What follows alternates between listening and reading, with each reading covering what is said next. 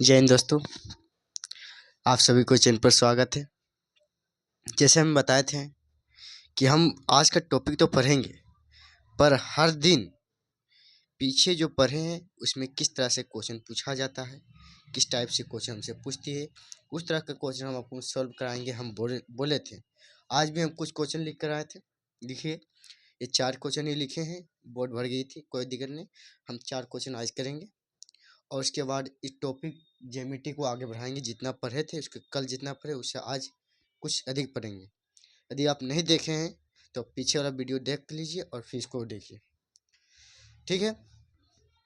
देखिए, हम कल इसका हम जोड़ का दो तरीका सीख चुके हैं, आज भी हम सीखेंगे। आज पहला क्या है कि 5 अंकों की सबसे छोटी संख्या में 3 अंकों की सबसे बड़ी संख्या को जोड़े। क्या कर रहा है इसमें क्वेश्चन, क्या कर रहा है कि हम 5 अंक की कोई संख्या है, ठीक है। ये 5 अंक की मान लीजिए कि ये कोई संख्या है, इसमें 3 अंक की संख्या ये है, पर ये 5 अंक की सबसे छोटी संख्या है और ये 3 अंक की सबसे बड़ी संख्या है। तो इसको आपस में जोड़ने पर क्या प्राप्त होता है? तो जोड़ने बोला था, आसानी से समझिए, जोड़ना बोल रहा है तो जोड़ देते हैं। तो पहले हम देखेंगे कि 5 अंक की बड़ी सबसे छोटी संख्या कौन सी होती है। तो 5 अंक की छोटी संख्या हमको बताए थे कि 1 लिखना होगा, और उसके बाद इसके जो और जितने अंक की बोली है, जितने अंक की बोली है उतनी अंक को आराम से 0 से पूरा कर देना। 1 अंक ये हुआ, 2 अंक हुआ, 3 हुआ, 4 हुआ, 5 हुआ, ठीक है। ये 5 अंक की सबसे छोटी संख्या होगी। आपको बताए थे कि जब भी लिखिएगा 1, क्योंकि सबसे छोटी संख्या, यदि आप इसको इस तरफ लिखिएगा तो ये 0 का मान नहीं रहेगा, इसलिए 0 को इस तरफ लिखा जाता है, सबसे छोटी संख्या को लिखा जाता है फिर 1। सबसे छोटी संख्या 1 होती है और 0 अकेला रहते तो कोई मान नहीं होते। और जब भी लिखी जाती है 0 तो दाहिने तरफ लिखी जाती है। अंक कोई अंक यदि पहले है तभी उसके बाद ही लिखी जाए तो 0 की वैल्यू होती है। तो इसमें हम देख लिए सबसे छोटी संख्या कितना है, तो हमारा सबसे छोटी संख्या 10,000 है। और फिर 3 अंक की सबसे बड़ी संख्या बोले, 3 अंक की सबसे बड़ी संख्या, तो 3 अंक की देखिए सबसे पहले बड़ी अंक कौन है, तो सबसे बड़ी अंक जो मेरा रहे, सबसे बड़ी अंक कौन है, सबसे बड़ी अंक है मेरा 9 है, ठीक है। सबसे बड़ी अंक मेरा 9 है, तो सबसे बड़ी अंक 9 है, तो 9 को ही लिखेंगे। तो 9 को कितना लिखने बोल रहा है, 3 अंक की बनाना है, 3 अंक, 3 को 9 लिख देंगे, आपस में लिख दिए। आज का क्या बोला, जोड़ करने के लिए बोला, तो जोड़ का प्लस दे दिए, चिन्ह दे दिए इसका, तो कितना हो जाएगा, तो 10,999, ठीक है, बन गया। आपसे कोई भी कितनों अंक बोल दे उतना अंक आप इस तरह से बना सकते हैं कि कोई भी अंक है, कितनों अंक है, जोड़ है, घटाव है, गुणा है, भाग है, आराम से आसानी से आप बना सकते हैं, ठीक है। इसके बाद हम देखते हैं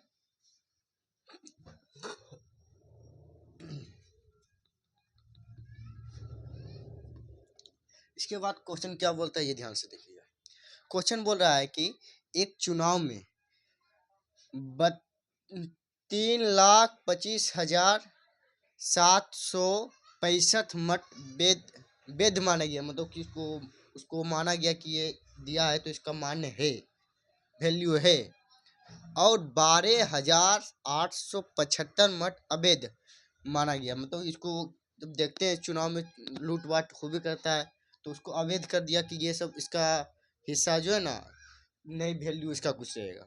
और ये जो फिर वह 3,05,130 मतदाता भाग नहीं लिया है, क्या कहता है, मतदाता ने मतदान में भाग ही नहीं लिया है। लेकिन तो पूछा कि तो कुल मतदाताओं की संख्या बताए, मतलब आप देखिएगा कि हम मतदान देने जा रहे हैं, हम ये 3 है, ठीक है। हम गए तो मेरा मतदान वैल्यू था, पर इसका मतदान का वैल्यू नहीं था, ये भी गया, ये भी गया, लेकिन इसका नहीं वैल्यू इसमें, क्योंकि इसमें रद्द कर दिया कि ये अवैध है, गलत है ढंग से, लेकिन ये हिस्सा है। और ये जो है गेवे नहीं किया है, तो कितना पूछा, कितना मतदाता है, तो कितना है, 1 2 3, तो उसी प्रकार कितना है, तो ये 1 और एगो ये है और ये है, मतलब सब जोड़ देंगे, जितना होगी उतनी संख्या में उतनी मतदाता होगी, ठीक है, इसको आपस में जोड़ देते हैं। आपस में क्या कर रहा है, जोड़ने के लिए कर रहा है, तो जोड़ देते हैं। क्या कर रहा है कि 3, 32, 57, 65, ठीक है। और फिर दूसरा संख्या हमको क्या दिया हुआ है, 12, 87, 5, 12, 87, 5, ठीक है। जब भी लिखिएगा इकाई उस तरफ से लिखा जाता है। हम देखिए डायरेक्ट यहाँ पर देख रहे हैं कितना अंक है, उसके अनुसार से लिख दे तो कोई दिक्कत नहीं। इस तरह से लिखिएगा, जितना अंक है वहीं तक स्थिर होना, ना कि इधर ये 1 है तो यहाँ से लिखना शुरू किए, 5 उधर छोड़ दिए, क्योंकि ये इकाई है तो इकाई के स्थान पर ही लिखाएगा, ठीक है। और फिर क्या है 30, 51, देखिए इस तरह से लिखना है, जो इकाई है तो इकाई को लिखना है। फिर ये 3 है, दहाई का अंक पर दहाई पर लिखेंगे, जो है वैसा ही लिख देंगे, ठीक है। और ये आपस में क्या है, जोड़। इसको जोड़ने के बाद जो भी संख्या प्राप्त होगा वह कुल मतदाताओं की संख्या होगी, ठीक है। जोड़ देते हैं।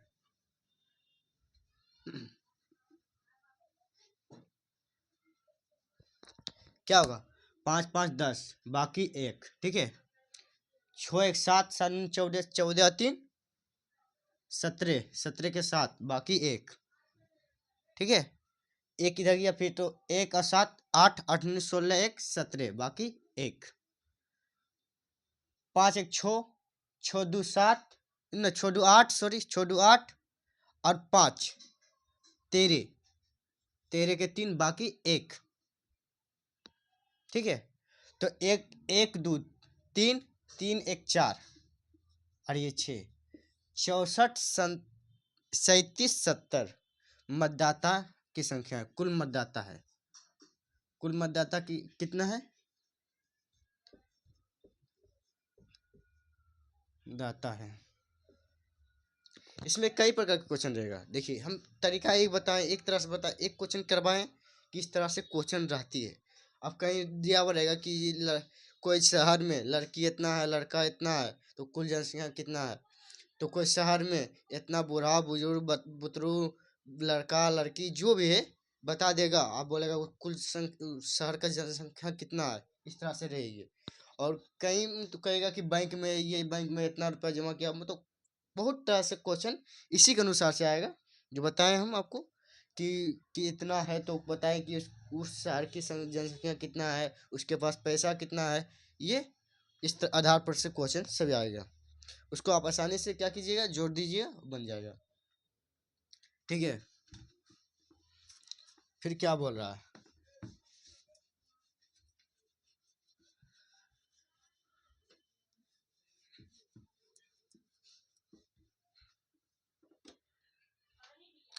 क्या कह रहा है कि 23, 57, 47, 23, 57, 47 मतलब 2,35,743 में 2,35,743 है मेरे पास। कह रहा कि कितना है, 6,57,632 से कितना कम है। क्या बोला, कम है। ये किसी मान लीजिए कि आपके पास रकम है, मान लीजिए कि आपके पास ये है और मेरे पास ये है, ठीक है। तो वो बोल रहा है कि ये मेरे पास है, तो इससे ये कितना कम है। ये मान लिया कोई छोटी संख्या है, मेरे पास कम रुपया है, आपके पास ज़्यादा रुपया है। तो आपके पास ज़्यादा रुपया है तो आपके पास कितना अधिक है, और ये मेरे पास है तो ये कितना कम है। तो ये कह रहा है तो इसको और इसको आपस में घटा देंगे, इसको अधिक है। इसे समझिए कि ये मेरा है और ये आपका है, ये आपका है, इतना मेरा है और इतना आपका। तो बता रहा है कि इतना आपका है और इतना मेरा है, तो कितना हमसे अधिक है आप, तो इतना अधिक है आप, ठीक है। क्या कर रहे थे, घटाने बोल रहा है कितना में, तो इतना में घटाना है इतना, क्योंकि इतना मेरे पास है, इतना अधिक आपके पास है, और इतना से कितना कम है हम, इसमें बोला इतना से कितना कम ये है, तो इसमें से इसमें घटाना है। ध्यान दीजिएगा किसमें क्या बोलता है, ये ध्यान देना पर जरूरी है, ना कि उल्टा घटा दो माइनस में आंसर ला दो, कैसे उल्टा सीधा कर दो, गलत हो जाएगा।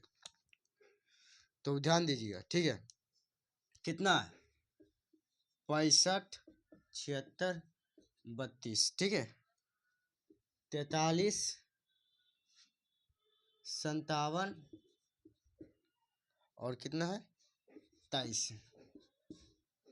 कह रहा कि हमारे पास इतना रुपया है और आपके पास उतना रुपया है, तो बोला कि हमसे कितना आप अधिक है, तो इसमें इतना घटा देंगे, जो मिलेगा वो क्या होगा, हमसे आप अधिक उतना होंगे।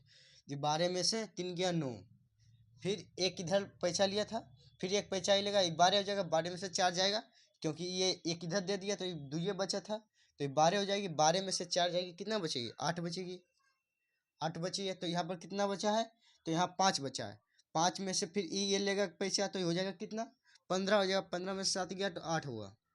फिर यहाँ पर कितना बचा 6, 6 में से 5 गया 1, 5 में से 3 गया 2, 6 में से 4 गया, 6 में से 2 गया 4। ठीक है, कितना आंसर आएगा 4,21,889 रुपया हमसे आप अधिक है। ठीक है,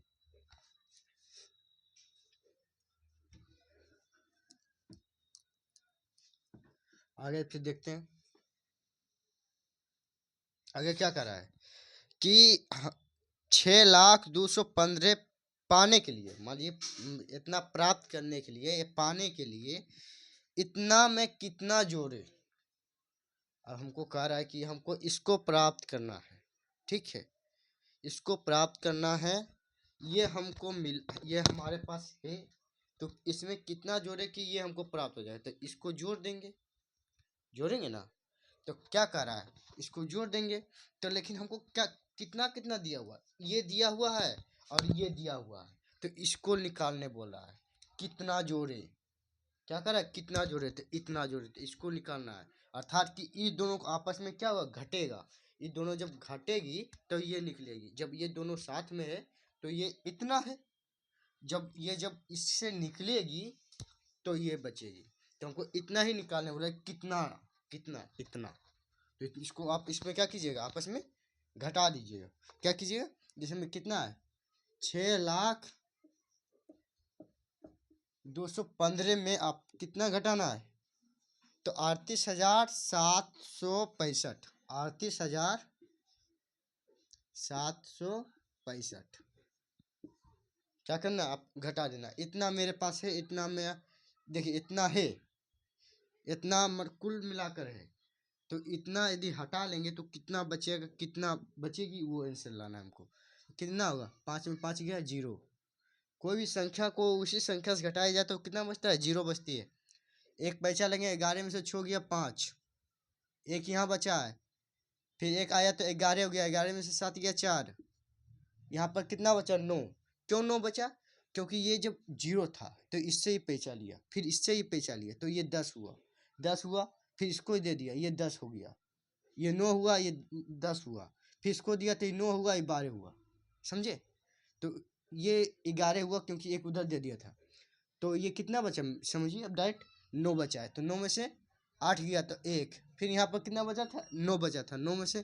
3 जाएगा तो 6, फिर यहाँ कितना बचेगा 5, क्योंकि एक इधर दे दिया था, कितना हुआ 5,61,450, क्या है जोड़ेंगे तो हम कितना प्राप्त हो जाएगा इतना।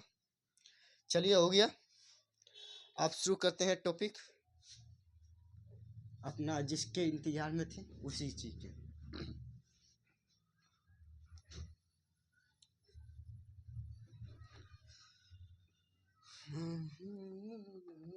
ज्यामिति, ज्यामिति में सबसे पहला बिंदु क्या पढ़ेंगे, पहले क्या पढ़ेंगे, तो सबसे पहला टॉपिक रहेगा मेरा बिंदु, पहले जानेंगे बिंदु क्या होता है। बिंदु एक निशान है, समझिए एक निशान है कि यदि किसी भी पेंसिल या किसी भी मार्कर हो तो उस पर जब आपस में रख दीजिएगा तो जो एक निशान बनती है, ये जो निशान बनी है इसी को बिंदु कहते हैं। इसमें ना मोटी होती है ना चौड़ी होती है, ना मतलब ऊंचा कुछ भी ना होती है, एक निशान तरह बन जाती है, एक स्थिर बिंदु, जिसमें कि ना इसमें त्रिज्या होती है, किसी प्रकार की कुछ नहीं होती, ये क्या होती है एक निशान है, जिसे हम जिसका दर्शाने के लिए इसको हम हिंदी में उपयोग करते हैं, अंग्रेजी में भी उपयोग करते हैं, लेकिन उसको अलग अलग ढंग से करते हैं। हिंदी में अंग्रेजी में इसको उपयोग क्या करते हैं विराम बिंदु लगाने के लिए, अस्थिर जो होता है, जब विराम होती है, जब कोई संख्या को पूरा लिख रहे हैं, my name is Nitish Kumar, last में ये बिंदु लगा दिए कि मैं इतना ही, फिर दूसरा लाइन लिखाएगा, तो एक कोई पैराग्राफ जब अंत होता है तो वहाँ लगाई जाती है। और जब हिंदी में होता है, हिंदी में कहाँ कहाँ प्रयोग होता है कि हिंदी में होता है क्या कि कोई वर्ड लिखें, जैसे मान लीजिए बिंदु ही लिखें, बिंदु, ठीक है, ये बिंदु है, ठीक है, और ये बिंदु को यदि हम क्या, ये बिंदु एक तरह से और लिखा जाता है, किस तरह है, ये बिंदु लगा कर लिखा जाता है, ये बिंदु लगाकर इसमें लिखा जाएगा बिंदु, क्या लगाएगा, बिंदु, इसको हम इस तरह लिखेंगे। ये जो आधा नोन इसके लिए यहाँ पड़ता है, या बिंदु का मान होता है कि इसके बगल वाला जो वर्ड है, जो शब्द है, जो अक्षर है, उस अक्षर के अंतिम में जो आता है, अंतिम में, जैसे में को खो पढ़ते हैं ना, तो को खो के अंत में क्या आता है, ओ, अंगो आती है, तो थो पढ़ते तो अंत में क्या आता है, नो आता है। तो यही जो आता है नो, कोई भी ये 4 वर्ड है जो को, खो, गो, घो, अंगो, ऐसे में तो, थो, दो, धो, नो। तो इसमें अब क्या आपको बता रहे हैं, समझे कि यहाँ पर किस तरह से होगा कि यदि कोई संख्या को लिखते हैं, तो यदि कोई वर्ड में आप कुछ लिख रहे हैं, तो आप देखिएगा ना कि यदि आ रहा है, देखिएगा कि कुछ, जिसमें इसमें आप लिख रहे थे बिंदु, ठीक, ये समझिए बिंदु लिख रहे थे, तो ये आधा नो आ गया, ये आधा नो देखिएगा कि ये इस आसपास में एक कौन सी है, इसकी है, ये किसको दर्शा रहा है, जब ये इसको देखिए, यहाँ पर देखिए जब बिंदु दे रहेगा तो इसको देखेंगे, इसको देखेंगे तो ये कौन सी कतार में आता है, कौन सी कतार में आता है, व्यंजन में आता है, तो ये कौन सी व्यंजन, जो 5 जो बनता है, तो उसमें कौन सी आती है, तो ये आती है, इसकी जो अंतिम जो होगा उसी का आधा मान होता है, उसी इसका आधा मान क्या होता है, आधा नो, जो यहाँ इस तरह से लिखा जाता है, और ये दोनों हमारा सही है, ठीक है। हिंदी में हम बताएंगे ना भाई, हिंदी मैथ पढ़ा रहे हैं, मैथ बता रहे हैं भाई, तो मैथ ही बताएंगे ना, ठीक है, समझ गए। तो हम इसको किस तरह से परिभाषित कर सकते हैं, बिंदु को किस तरह से परिभाषित करेंगे, तो बिंदु को लिखेंगे किस तरह से, देखिए ये बिंदु है, ठीक है, किसी, इसको इस तरह से परिभाषित करेंगे, किसी भी नोकीले पेंसिल पेन से, किसी भी पेंसिल के नोक को कागज पर रखते हैं, तो जो कागज पर निशान आती है उसे ही बिंदु कहते हैं। किसी भी पेंसिल या कलम, पेंसिल या कलम या मार्कर, जो समझिए ना, ये मान लीजिए कलम, ये ठीक है, कलम, किसी भी कलम या पेंसिल के नोक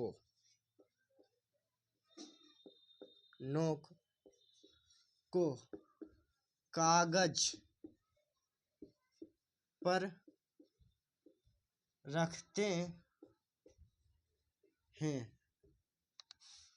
तो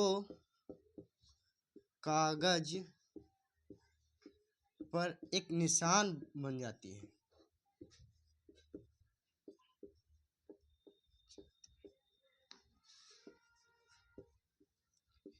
जिसे ही बिंदु कहा जाता है। बिंदु को के संकेत में किस तरह लिखा जाता है, संकेत में इस तरह दे दीजिए, बिंदु कहा जाता है,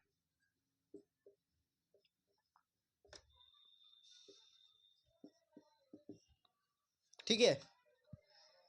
थोड़ा बड़ा बड़ा लिखे, बढ़िया, कहा सब बोलता है कि बड़ा बड़ा लिखो, थोड़ा बड़ा बड़ा, तो हम कोशिश किए हैं बड़ा बड़ा लिखने के, सीखें भी और बड़ा बड़ा लिख रहे हैं, ठीक है। जो आपको अच्छी तरह से दिखाई देगा तो बढ़िया हमको भी होगा, आपको भी फायदा होगा, तो और भी अच्छा देखिए। तो ये देखिए, ये आपको हम बताएं कि बिंदु किसे कहते हैं। किसी भी नुकीले पेंसिल या कलम हो, जब किसी भी कागज पर रखते हैं तो जो निशान आती है उसी को हम बिंदु कहते हैं।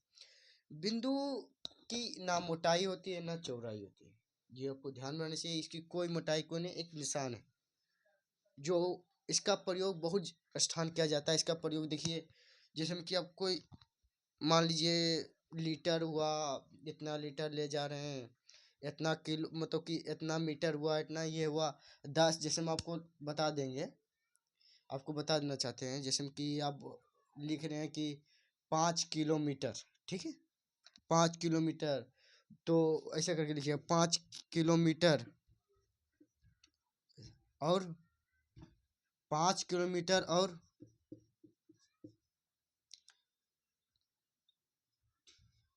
500 मीटर आए हैं, मीटर आए हैं। तो बताएं, तो बताएं कि इसको किलोमीटर में किस तरह से लिखेंगे। किलोमीटर में पूरा लिखना है इसको, इसमें मीटर जो अभी लगा दिए हैं इसको मीटर नहीं लगाना है।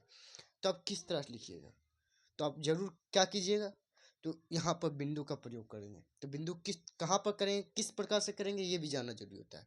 तो हम पहले देखेंगे कि हम यहाँ पर देखेंगे कि 1 मीटर, तो हम पहले देखेंगे मीटर जो है कितना मीटर बराबर 1 किलोमीटर होता है। तो 1000 मीटर बराबर 1 किलोमीटर होता है। आपको ध्यान में रहना चाहिए कि 1000 जो मीटर होती है, 1000 मीटर बराबर 1 किलोमीटर होती है, ठीक है। ये 1000 मीटर 1 किलोमीटर के बराबर होती है। तो इसमें क्या लिखेंगे कि ये 5 है, 5 किलोमीटर, ठीक है। समझिए, इसको हम लिख रहे हैं, समझिए, ध्यान दीजिएगा। ये 5 किलोमीटर, यहाँ पर बिंदु दिए हैं क्योंकि उसके बाद मीटर आएगा, मीटर का मान आएगा। तो मीटर का मान जब ये 500 है तो 1000 पर क्या, ये 1000, देखिए यहाँ के बाद जो भी आएगा, यदि यदि रहता 50, तो 50 आता तो क्या करते, तो ये एक शून्य लिखेंगे। ये 2 अंक में आता है 50, तो 50 लिखते हैं, समझे। तो यदि यहाँ पर 500 है तो 500 लिखेंगे, 500 km। इसको इस तरह से भी लिख सकते हैं कि ये 2 को शून्य नहीं भी देंगे, दीजिएगा ना, 5.5 km, तो आपको समझ जाएगा कि ये 5 किलोमीटर बोल रहा है, आप 5 मीटर बोल रहा है, ठीक है। वो खुद समझ जाएगा, क्योंकि इसके बाद खुद जानेगा कि ये जो इसके बिंदु दिया है तो वो मीटर का मान बता रहा है, ठीक है। इसलिए वो बिंदु यहाँ प्रयोग हुआ, और भी जगह प्रयोग होता है, ठीक है।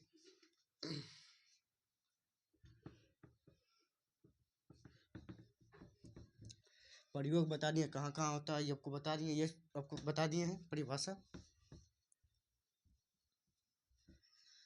उसके बाद आते हैं सरल रेखा, ठीक है। सरल रेखा हिंदी, आपको हिंदी में जहाँ जहाँ प्रयोग होता है वो बता रही है कि हिंदी में किस प्रकार से प्रयोग होता है, इंग्लिश में किस प्रकार से बिंदु का प्रयोग होता है, समझे। इंग्लिश में पूर्ण विराम के रूप में होता है। आप आए हैं सरल रेखा, सरल रेखा, ठीक है। सरल रेखा, सरल रेखा को परिभाषित करना है तो सरल रेखा किस, पहले समझेंगे कि सरल रेखा किस प्रकार। सरल मतलब सरल, सीधा होनी चाहिए।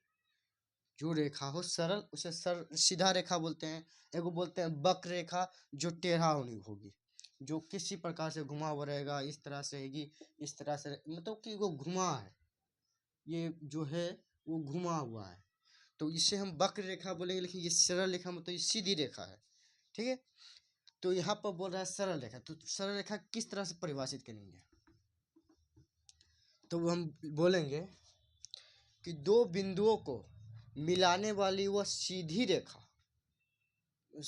कि दो बिंदुओं को आपस में मिलाने वाली सीधी रेखा को सरल रेखा कहते हैं। देखिए, दो बिंदु है, बिंदुओं ए एवं बी है, ए बी है, ठीक है, को सीधी मिलाने वाली रेखा को क्या बोलते हैं? सरल रेखा बोलते हैं। रेखा बोलते हैं, ठीक है। ये सरल रेखा हुआ। सरल रेखा आपको समझ में आ गया कि इसको क्यों बोलते हैं? सीधी रेखा ही बोलेंगे, इसलिए बोलेंगे क्योंकि ये जब भी मिलेगा, सरल का अर्थ होता है सीधी। सरल मतलब सुगम हो, सरल हो, सीधा हो, कम समय लगो, कम समय में मतलब वहां पहुंच जाना, तो इसको हम बोलते हैं सरल रेखा। तो सरल रेखा को भी बांटा गया, वक्र रेखा भी बताएंगे, लेकिन अभी सरल रेखा। तो सरल रेखा कितने भागों में बांटा गया है? जिसमें कि एक पहले आपको दिखा देते कि ये है एक बिंदु, मान लीजिए, ठीक है, एक बिंदु ये है। तो क्या हम इस तरह से हम मिला देंगे तो क्या ये हमारा सीधी रेखा बनी? नहीं बनी। क्यों नहीं बनी? क्योंकि ये घुमा हुआ है। ऐसी रेखा को हम क्या बोलते हैं? वक्र रेखा बोलते हैं। और सीधी रेखा यहाँ पर किस तरह से बनेगा? तो इस तरह से बनेगा, ये सीधी रेखा बन गई, ठीक है। दो बिंदुओं को आपस में मिलाने वाली सीधी रेखा को ही सरल रेखा बोला जाता है। और सरल रेखा कितने प्रकार के होते हैं? तीन, मुख्य रूप से तीन प्रकार के होते हैं। एगो रेखा होती है, एगो किरण होती है, एगो रेखाखंड होती है। रेखा, रेखा देखिए,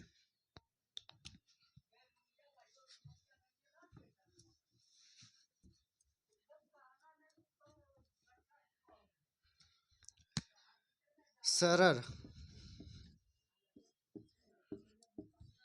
रेखा, सरल सरल रेखा को मुख्य रूप से तीन भागों में बांटा गया, ठीक है।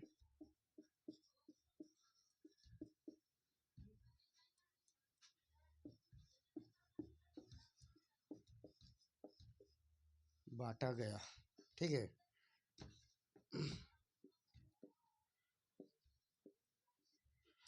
तीन भागों में बांटा गया। कितना भागों में बांटा गया? मुख्य रूप से तीन भागों में। कौन कौन है? पहली है रेखा,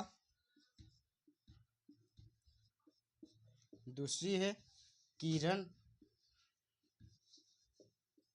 तीसरी है रेखाखंड। रेखाखंड, ये तीन गो है जो सरल रेखा में मुख्य रूप से बांटा गया। तीन भागों में इसको बांटा गया है। देख लेते हैं, नीचे वाला आता है, थोड़ी सी दिक्कत हो रही है, ठीक है, ठीक है। ये क्या है? रेखा है, ये किरण है, ये रेखाखंड है, ठीक है। तो ये तीन रूप की होती है। तो इसको अब फिर इसको परिभाषित करते हैं तीनों को, और तीनों को हम संकेत भी बताएंगे सबको, ठीक है। मिटाना पड़ेगा सबको।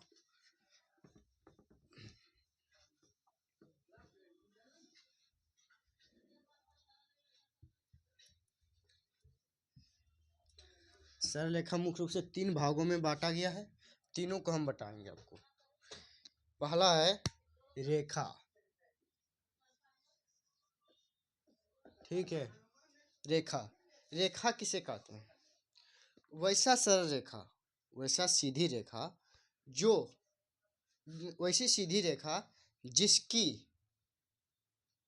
कोई भी विराम बिंदु ना हो, दोनों तरफ मनचाहा वो बढ़ रहा हो। जिसमें कोई भी बिंदु हो, ये इस तरफ, जिस तरह मानिए ये रेखा है, ये इस तरफ भी, इसका भी कोई अंत बिंदु ना है। ये जब तक चलना चाहे तब तक चलेगा, ये भी जब तक चलना चाहे तब तक चलेगा। इसमें कोई रुकाव नहीं आएगी। ये एक बिंदु से, कहीं से एक बिंदु से ये शुरू हुआ होगा, ये इधर घूम गया, इधर घूम गया, और दोनों चल रहा है। कोई इसका मतलब ये चल रहा है अपना, जहाँ मन तहाँ तक। इसकी कोई बिंदु, रुकाव बिंदु नहीं है, कोई विराम बिंदु नहीं है। तो विराम बिंदु नहीं है तो इसी को हम रेखा बोलते हैं। रेखा किसे बोलते हैं? इसको परिभाषित कर किसे करेंगे? वैसी वैसी सीधी रेखा, वैसी सरल रेखा जिसकी को दोनों ओर लंबाई बढ़ते जाती है और कोई विराम बिंदु नहीं हो। समझिए, वैसी, बाप रे सॉरी है वैसी सरल रेखा जिसका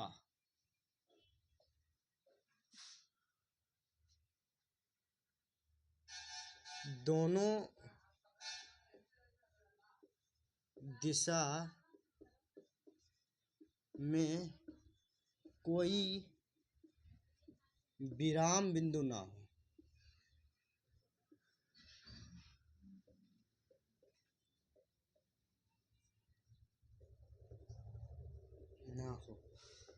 ठीक है, और दोनों और जिसकी लंबाई और निश्चित हो।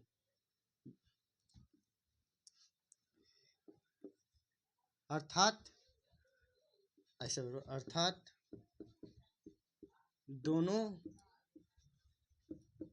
दिशा मतलब क्या है, दाईं और बाईं, बाईं और दाईं। ठीक है, दोनों दिशा है, बाईं और दाईं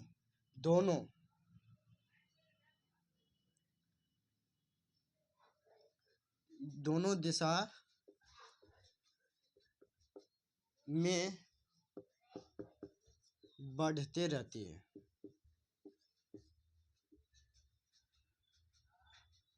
दोनों दिशा में बढ़ सकती है,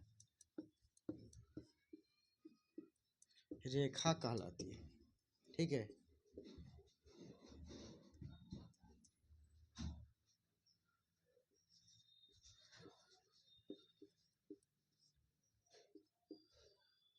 ठीक है, ये देखिए आपको बता दें परिभाषा क्या कह रहा है कि वैसी सरल रेखा, वैसी सीधी रेखा, वैसी सीधी रेखा इसकी दोनों दिशा में विराम बिंदु ना हो। ये इस दिशा में भी विराम बिंदु ना, ये भी चलता हो ये भी चलता हो। ठीक है, दोनों चल रही है ना हो, अर्थात दोनों बाएं अर्थात दाएं, ये बाएं है, ये मतलब ये हम इस तरह से खड़ी हुए हैं तो ये मेरा दाहिना हुआ, तो ये दाहिना हुआ, ये क्या हुआ बायां है तो ये बायां हुआ। तो ये देखिए ये दाईं और बाईं दिशा में बढ़ सकती हो, दोनों दिशा में आप जितना चाहे उतना बढ़ सकती हो, तो उसे हम रेखा कहते हैं। रेखा को किस तरह सूचित किया जाता है, रेखा को ए बी, देखिए ये ए है, मान लीजिए ये बी है, जो बढ़ते रहते हैं, तो संकेत इसका लिखेंगे, संकेत ए बी। इस तीर पर ध्यान देना कि दोनों तरफ मुंह खुला हुआ, बी ए दोनों हम दे सकते हैं, समझा। या इस तरह से संकेत हम दे दिए हैं। और आगे अब देखते हैं किरण। किरण किरण को किस तरह से सूचित किया जाता है ये भी बताएंगे, उसका परिभाषा भी बताएंगे। इतना जानिए कि किरण को अर्ध रेखा भी कहा जाता है, आधा रेखा। रेखा किरण में क्या होता है कि एक विराम बिंदु होती है, एक दिशा की ओर खुली हुई रहती है, कोई भी विराम बिंदु से लेकर एक दिशा की ओर वो चल सकता है जहां तक जा सके, तो वह है अर्ध रेखा। रेखा समझ गए हैं, रेखा का अर्थ है कि जिसकी दोनों दिशा में मन चाहा इच्छा चाहा जितना भी बढ़ना चाहे उतना बढ़ सकती है। ठीक है,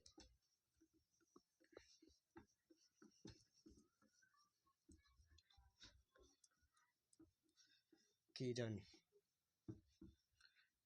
अरे किरण किरण बोले कोई लड़की नाम नहीं समझना, मतलब ये हुआ जो ज्यामिति में ना उसके बारे में बता रहे हैं। मुहाव से निकल रहा है तो इसका मतलब कुछ भी समझ नहीं लेना भाई। ठीक है, ये किरण, किरण में क्या होता है, किरण का अर्थ कहना है कि हम एक कोई बिंदु विराम बिंदु है वहां से चलना शुरू करेंगे, एक दिशा में चलेंगे बिना किसी रुकावट के हम जहां तक चल सकते हैं। अर्थात कहेंगे कि जो एक पैर मेरा बांध दीजिए, मेरा सिर ऊंचा उठ रहा है तो उठने दो, कोई रोक रहा है जहां तक जाए। ठीक है, ये मेरा जो पैर है वो धरती पर ही रहेगी, सिर शरीर जितना बढ़ जाए कितना भी हो जाए, आसमान पर जाए पार कर जाए, उसे कोई लेन देन नहीं। तो इसको हम कहेंगे कि वैसी रेखा, वैसी रेखा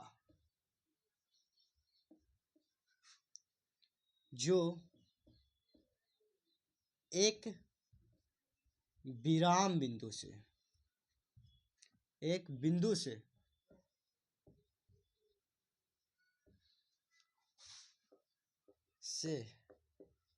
किसी एक दिशा में, किसी एक दिशा में बढ़ते रहती है, बढ़ सकती है, समझो,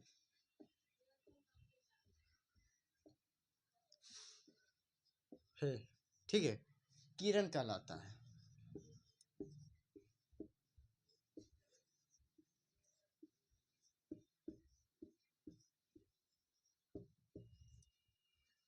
किरण किसे कहते हैं कि वैसी रेखा जो एक बिंदु है, कोई एक बिंदु है, इससे मानो इस तरफ चल दिया हो, इस तरफ चल दिया हो, पर ये सीधी चलना चाहिए। ऐसी जो कीर्ति आती है इसको हम बोलते हैं किरण बोलते हैं। ये ओ हो गया, ये मान लीजिए ये चला है, यहाँ से बी चला है, ये सी चला है, समझे, सी चली है, तो ये ए ओ ए एक किरण है, ठीक है, किस तरफ चला, इस तरफ चल रही है। ओ बी, इस, ओ सी, सभी क्या एक किरण है, क्योंकि एक विराम बिंदु से एक दिशा में वह निरंतर चल सकती है। इसकी भी मतलब लंबाई निश्चित नहीं होती है, रेखा की भी लंबाई निश्चित नहीं होती है, ठीक है, क्योंकि वो जब तक चाहे तब तक वो लंबाई अपना बढ़ा सकती है। इसको हम एक चीज और बोलते हैं, क्या बोलते हैं, तो अर्ध रेखा बोलते हैं, अर्ध रेखा, ठीक है। इसी से कौन बनता है, ये जो आपस में मान लीजिए एक विराम बिंदु से दो किरण निकलती है, तो वो दो किरण के आपस की झुकाव को कोण कहा जाता है। ये देखिए, एक किरण दो किरण, इसकी आपस में झुकाव जो आया, इसी को कोण बोलते हैं, ठीक है। इसको बताएंगे अभी, अभी इतना जानिए, ठीक है। ये हुआ किरण,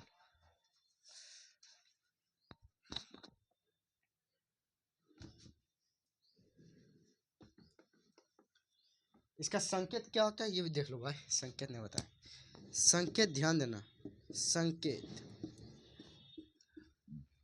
संकेत ध्यान देना कि पहले देखना कि रेखा कौन कौन सा बिंदु है, कौन कौन सा बिंदु से किस बिंदु से चला है, किस बिंदु से चला ये ध्यान देना।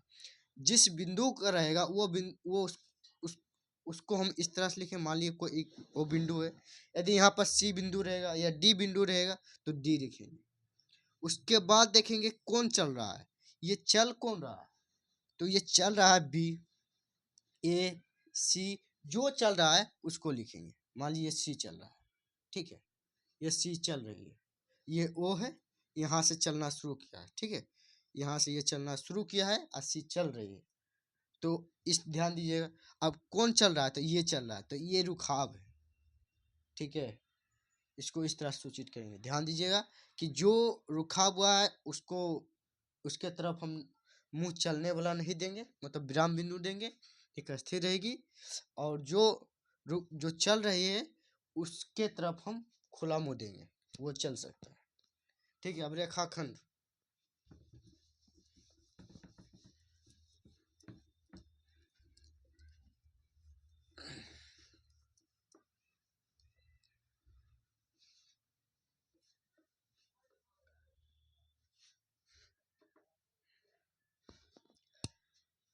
रेखाखंड,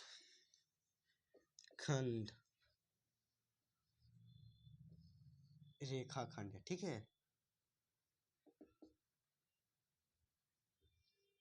रेखाखंड, रेखाखंड किसे कहते हैं, रेखा के भाग को रेखाखंड बोलते हैं। कोई भी रेखा है, ये मान लीजिए कोई एक रेखा है, ठीक है, इसका हम इतना भाग ले लिए हैं, ये भाग ले लिए हैं, इसको हम बोलते हैं रेखाखंड, ठीक है, रेखाखंड इसको बोले। ध्यान दीजिएगा, ये दो विराम बिंदु है, अर्थात कहिएगा कि वैसी रेखा जिसकी दोनों दिशा में एक ब्राह्म बिंदु लगी हो, इसकी लंबाई एक निश्चित होती है। यह रेखा से काट के लिया जाता है, यह किरण से काट के लिया जाता है। ठीक है, तो हम बोलेंगे कि रेखा के भाग को रेखाखंड बोला जाता है। रेखा के भाग को रेखाखंड बोला जाता है।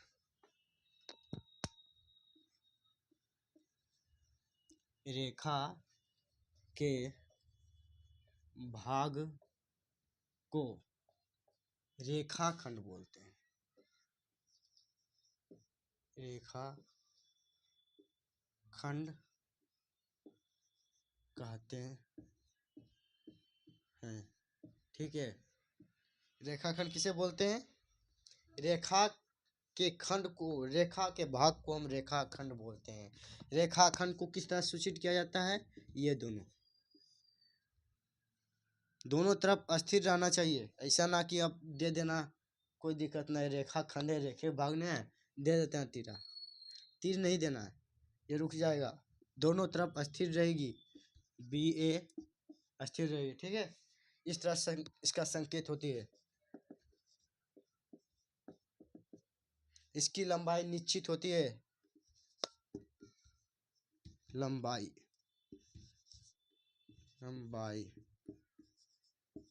ठीक है, निश्चित होती है, चित होती है।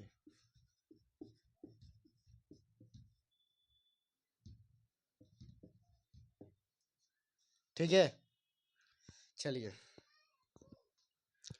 अभी हम क्या क्या पढ़े? कल हम क्या क्या पढ़े थे?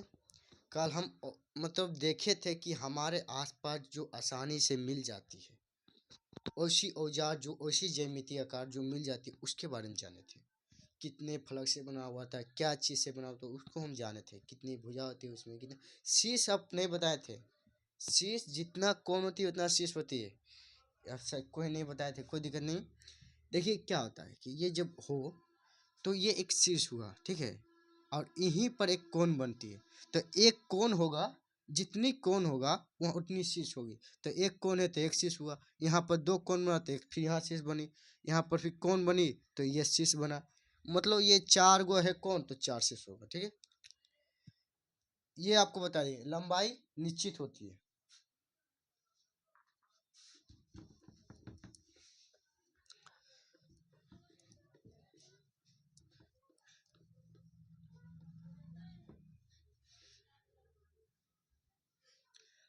अब हम पढ़ेंगे कोण।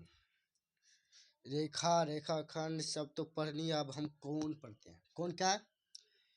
कोण आपको हम बताए थे, परिभाषा पहले भी बता दिए थे कि दो एक बिंदु से निकली दो किरण के बीच की झुकाव को हम कोण बोलते हैं।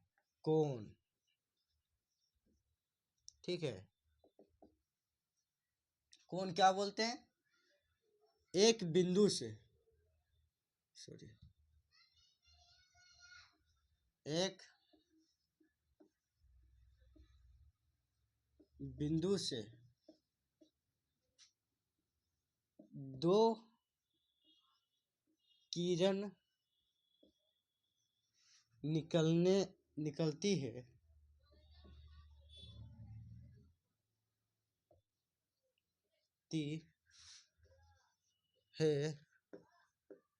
तो उस किरणों के बीच के बीच झुकाव होती है, के बीच के झुकाव को, किरणों के बीच के झुकाव को, ठीक है, बीच झुकाव को काव को कोण कहते हैं। कोण कहते हैं, ठीक है। देखिएगा क्या कह रहा है कि कोई एक बिंदु है हमारा, देख लीजिए, मान लेते कोई एक बिंदु मेरा ये है, ठीक है। इस बिंदु से दो किरण निकला हो, ये वो इस तरह से निकल गया है, वो इस तरह से निकल गया है, ठीक है। यह बिंदु का नाम क्या था? O है। ये जो किरण निकला इसका नाम है A, और ये जो किरण नाम निकला ये इसका B है। तो कह रहा कि ये जो किरण है ना, इसकी आपस में झुकाव, इसकी झुकाव कितनी है, इतनी झुकाव है। इस झुकाव को हम क्या बोलते हैं, कोण बोलते हैं। इसी को हम कोण बोलते हैं, कोण। ऐसी कोण की माप होती है। इसे किस रूप में नापा जाता है, तो डिग्री के रूप में इसका मापने का तरीका होता है, मापने का संकेत, माप के दिखाने के, कोण के माप को दिखाने का संकेत डिग्री होता है, डिग्री होता है, ठीक है, डिग्री, डिग्री ऐसे लिखा था यार, कैसे कैसे लिखा, थोड़ा हंसी खा रहे वर्ड में थोड़ा दिक्कत हो तो क्षमा चाहता हूँ। समझ लिए डिग्री होती है, जैसे में 40 डिग्री, 90 डिग्री, 180 डिग्री, समझे। वो क्या कहता है कि वो ये जो संकेत है, जितना डिग्री है उसकी मान के ऊपर लगकर वो बताती है इतना डिग्री का कोण है, ठीक है। इसको आज देखिए, कोण को किस तरह सूचित किया जाता है, कोण की संकेत, कोण की संकेत इस तरह से होता है। और किस पे कोण बनाया जा रहा है, इस पे बनाया जा रहा है, इसको हम कहा संकेत के रूप में दिखाएंगे, इसको संकेत के रूप में दिखाएंगे तो कोण ए ओ बी या कोण बी ओ ए, इस तरह से, ठीक है। ये कोण ए ओ बी बनेगा, नहीं तो कोण इस तरह से अब दिखाइएगा। इसको इस तरह से और भी एक तरह से और दिखाते हैं कि ए ओ बी लिख देते हैं, और जहाँ पर कोण बना हुआ वहाँ पर इस तरह से दे दे टोपी नियन, कि यहाँ पर एक कोण बना हुआ, किस पे कोण बना हुआ, तो ओ पर बना हुआ, तो ओ पर टोपी दे दिए, ठीक है। और इसमें एक चीज़ और इफेक्ट है, एक चीज़ और बात है कि ये कोण, जब देखिएगा कोण की माप कब बदलती है, जब ये झुकाव ऊपर नीचे होती है। अधिक कोण की लंबाई घट, कोण की जिस भुजा से बनी है उस भुजा की लंबाई घटे या बढ़े उससे कोई मतलब नहीं है, कोण का मान उतना ही रहेगा। जैसे हम समझिए कि यहाँ पर एक बिंदु है, यहाँ पर भी एक बिंदु है, ठीक है। इस बिंदु का मान है सी और इस बिंदु का मान है डी, ठीक है। तो अब आपसे हम पूछें कि ये जो भुजा कम गई है तो कोण की माप क्या घट जाएगी, नहीं, क्या होगा इसमें, कोण ए ओ बी बराबर होगा कोण सी ओ डी।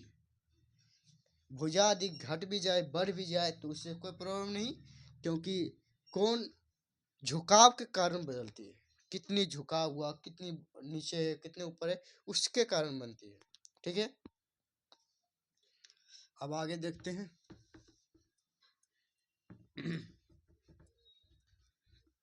कोण में ये देखेंगे,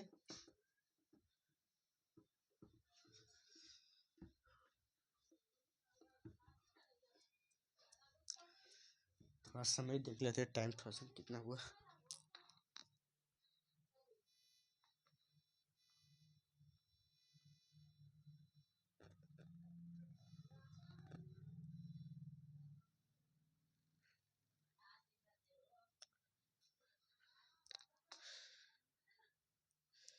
टाइम हो गया अच्छे भाई, 1:40 हो गया है, तो जल्दी थोड़ा कर देंगे कुछ को टॉपिक पढ़ाकर, उसके बाद फिर छोड़ते हैं।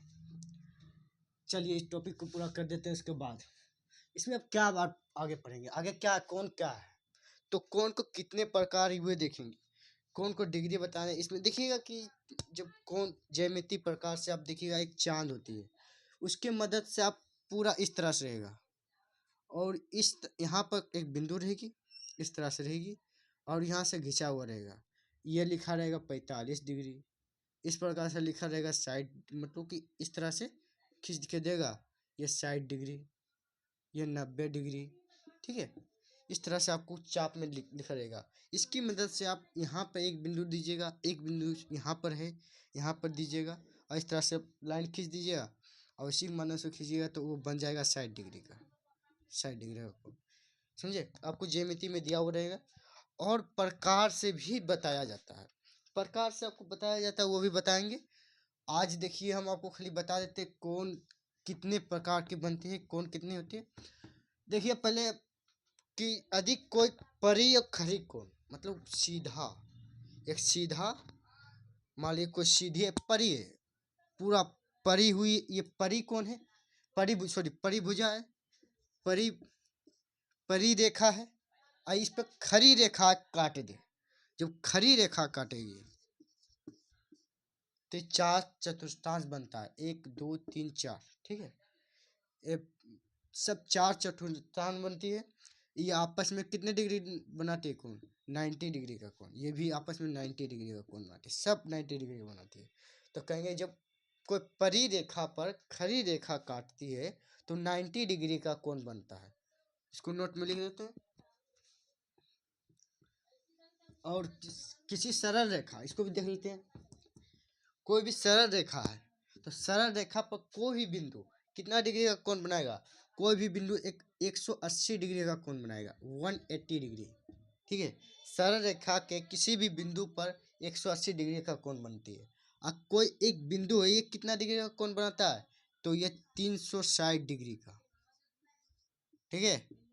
ये पूरा गोल हुआ तो कितना बनाया, ये 360 डिग्री का। कोई भी बिंदु है उसका चारों तरफ 360 डिग्री का कोण बनती है, ठीक है। ये तीन गो चीज हम नोट में लिख लेते हैं।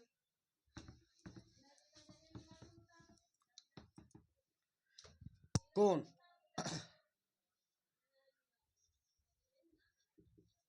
खरी रेखा पर जब, नहीं सॉरी, परिरेखा पर, परिरेखा मतलब कि क्षैतिज रेखा, परी मतलब क्षैतिज, और खरी मतलब स्तंभ, तो इसको बोलते हैं क्षैतिज, क्षैतिज, क्षैतिज रेखा, ठीक है। रेखा पर जब स्तंभ खरी रेखा पड़ती है, रेखा पड़ती है तो 90 डिग्री का कोण बनाता है, ठीक है। चाहे तो आप इस तरह से इसको डायग्राम में दे दीजिएगा। ये क्षैतिज रेखा है, तीज, क्षैतिज, ठीक है। ये स्तंभ है, स्तंभ रेखा, ठीक है। ये क्षैतिज रेखा हुआ, ये स्तंभ रेखा हुआ। इस तरह से थोड़ा सा साइड में दे सकते हैं। फिर एक होता है सरल, देखिए रेखा के किसी भी बिंदु, किसी भी बिंदु पर 180 डिग्री का कोण बनाता है, डिग्री का कोण बनाता है, ठीक है।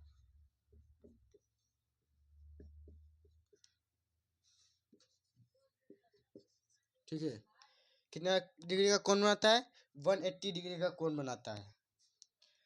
और एक चीज और, ये देखिए इसमें साइड में देना चाहते हैं, इस तरह दे दिएगा। कोई एक बिंदु है यहाँ पर 180 डिग्री का कोण बना रही है, ए बी कोई रेखा, ठीक है। इस पर कितना डिग्री बनाता है, 180 डिग्री का कोण बनाती है। चलिए एक और थोड़ा सा नोट में लिखिएगा।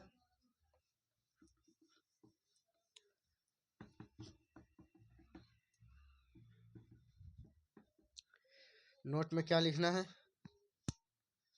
कि बिंदु पर, बिंदु सॉरी बिंदु पर से लिखो, बिंदु पर 360 डिग्री का कोण बनता है, 360 डिग्री का कोण बनता है, ठीक है।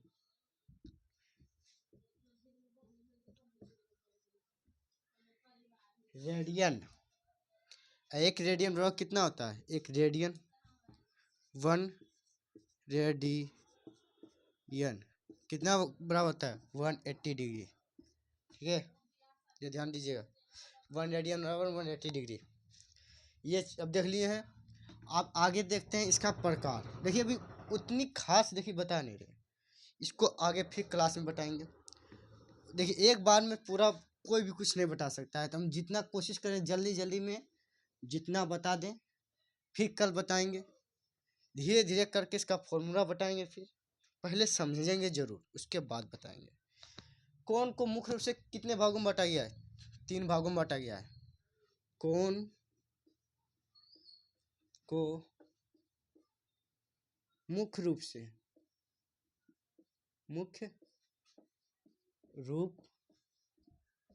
से 3 भागों में बांटा गया है।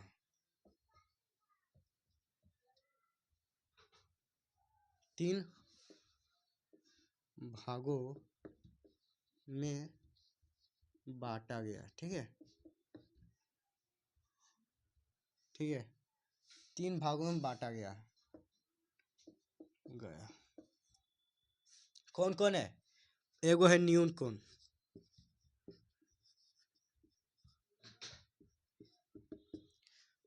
वह कौन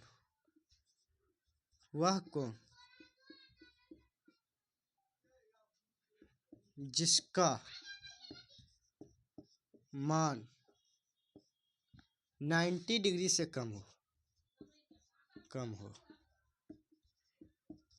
90 डिग्री से कम हो, उसे हम न्यून कोण कहते हैं।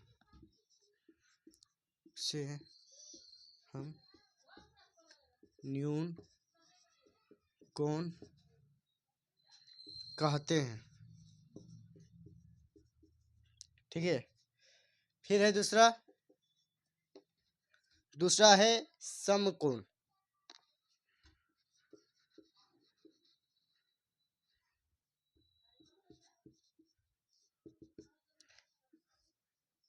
क्या हुआ? 60 डिग्री का मान लीजिए कोण बनाता है, क्या 60 डिग्री का कोण बना रहा है, 90 डिग्री से कम है, 90 डिग्री से कम है, संकेत में लिख देना। ठीक है, 90 डिग्री से कम है, या जो बना रहा है ए और बी, वो 60 डिग्री का कोण बना रही है, जो 90 डिग्री से कम है, या न्यून कोण होगी। कौन सी कोण है ये? न्यून कोण। ठीक है, समकोण वैसा कोण जिसका मान 90 डिग्री के बराबर होनी चाहिए। जो भी कोई भी कोण देखिए तो 90 डिग्री का केवल एक ही बनाता है, जब कोई खड़ी है तो उस पर परी पड़ती है। जब कोई खड़ी है तो उस मतलब देखिए आपस में काटेगा तो सीधा एक सीधी रेखा आएगी, एक सीधी रेखा है वो सीधी रेखी से टकराएगी, उसका जो यदि हम खड़ी है तो आके हमें पर तो कोई खड़ी है तो परी रेखा हमको काटेगी, तो हम 90 डिग्री का कोण बनेगा हमारा उसके बीच। ठीक है, तो कहेंगे जिस कोण की माप,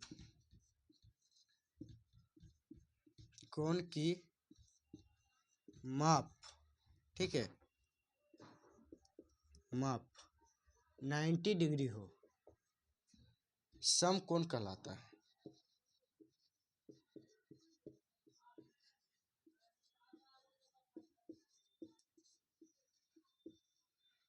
कितना बराबर होनी चाहिए? 90 डिग्री के बराबर होनी चाहिए।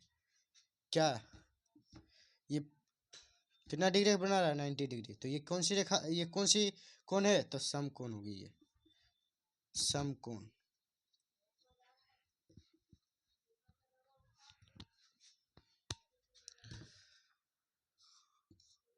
ये जो बना रही है कौन सी? समकोण। क्योंकि कोई परी रेखा है उस पर खड़ी रेखा काटी है, कितना डिग्री? 90 डिग्री का कोण बना रही है। ठीक है, आगे वो है अधिक कोण।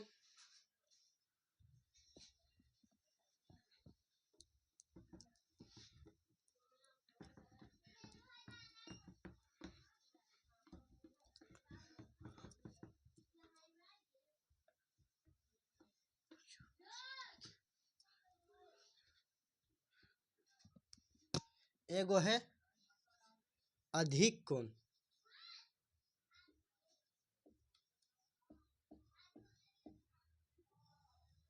कितना डिग्री, ये कितना डिग्री का कोण बनाते हैं?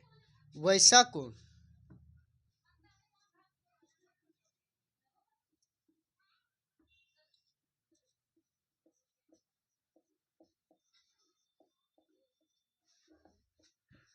जिस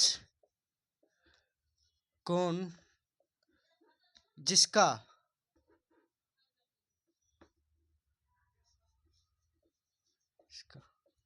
माप 90 डिग्री से अधिक हो, से अधिक हो, अधिक कोण कहलाती है।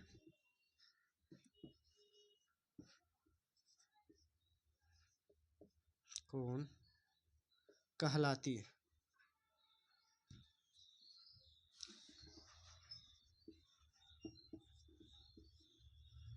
ठीक है, किस तरह से बनाएगा ये? इस तरह से बनाइए। ये कोई रेखा है, इसको इस तरह से काटेगी। ये कितना डिग्री का कोण बना रहा है? तो 135, 130, मतलब कि 90 डिग्री से एबव है, तो समझ लिए कौन सी होगा? अधिक कोण बनेगी, अधिक कोण। ठीक है, चलिए पूरक असमपूरक आगे बढ़ेंगे, और इसके साथ हम आसन्न कोण, ऋजु कोण, पूर्ण कोण, इसके बारे में भी पढ़ेंगे। इसके अगले वीडियो में पढ़ेंगे। थोड़ा ये इसके अगले वीडियो थोड़ा लेट में आएगी, और क्योंकि हम दूसरे जगह जा रहे हैं। और ये वीडियो के लिए धन्यवाद, पूरा देखने के लिए धन्यवाद, थैंक यू। अच्छा लगे तो लाइक, सब्सक्राइब, शेयर जरूर करें। Thank you.